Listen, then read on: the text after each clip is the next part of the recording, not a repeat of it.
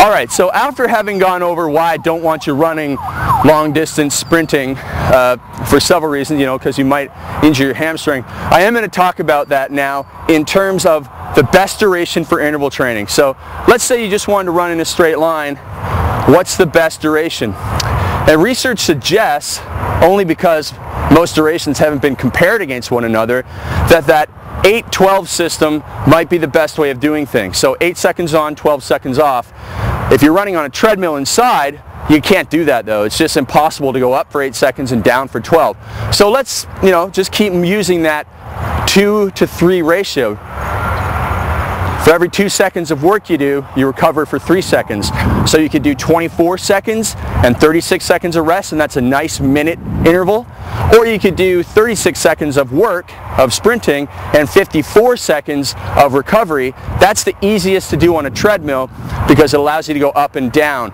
Even the 24-36 is really hard to get that intensity down and then back up. You really don't get a time when you're on a treadmill, and it is almost unsafe. I've tried it and it's borderline quite difficult to do. So if you're doing a treadmill interval and you want to keep to that ratio, you'll be doing 36 seconds of hard work followed by 54 seconds of recovery. And I mentioned in the beginner portion that just running for 8 seconds, hearing that beep, switching to a walk for 12 seconds, that may be one of the best ways to do interval training, because that's what worked in that study from Australia. And they had people doing that on a bike, but again, that bike that they were using was something that you'll only find in an exercise physiology lab, so it's going to be very difficult for you to replicate that type of training. But you can do that on track, just run for 8 seconds and let your timer go off, and then 12-second recovery, or you can do 24 seconds and 36 seconds of recovery. That's another way to do it. Okay, so that is the 8-12 system, and that's why I keep talking about it again, because it's probably the only one that's really been studied for fat loss. If something else comes along and shows us that 20 seconds of work followed by 20 seconds of recovery works just as well for fat loss, then that's something we could use as well. Just, enjoy what you do when you're training with your intervals. Keep in mind all the safety aspects I've talked about, and also write down your workouts so you know what works for you, just like everything else that we do.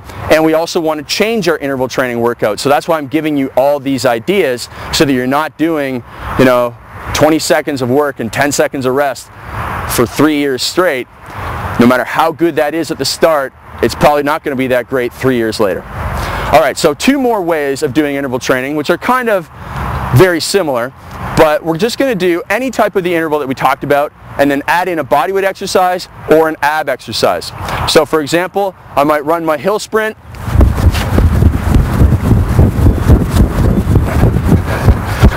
When I get to the top and before I start walking down, add in push-ups.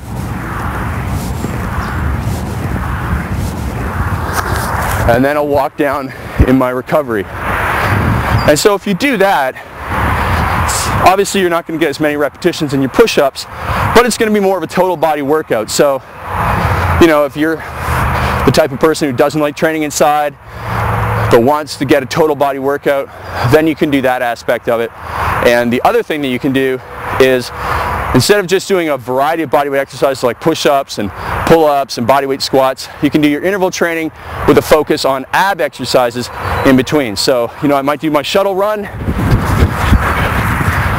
shuttles for 24 seconds, and when I'm done, go immediately into a plank exercise, and it will be much, much harder to do it this way because your respiration rate is going to be so high, it's going to be through the roof from the interval training, that you'll have to work extra hard to brace those abs. And I actually learned this when I was hanging out with Dr. Stuart McGill one day, and he said this is what he was doing with a pro athlete who had a hard time when he was playing. He was actually a basketball player.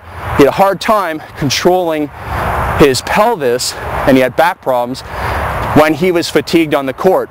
So they had him do interval training, then did the ab training, and that helped him reduce his back injury risk when he was fatigued. So all types of cool stuff that you can do there. We barely scratched the surface with interval training. We got a lot more to cover. We're going to cover that in a new interval training program and more videos, lots more fun. Just showing you that there's a million ways to use interval training to burn fat without sitting on a bike or running on a treadmill in the gym. All right, I hope you had a good time with me in the park here in Toronto doing some interval training, showing you really cool ways to lose fat. So just make sure that you're using a variety of training methods, and you'll be surprised that you might even be able to out-train a bad diet with interval training, as some of the subjects found in that research study from Australia. So this is Craig Ballantyne from TurbulenceTraining.com. Look for my new interval training workout program, 51 different interval training workouts, coming soon.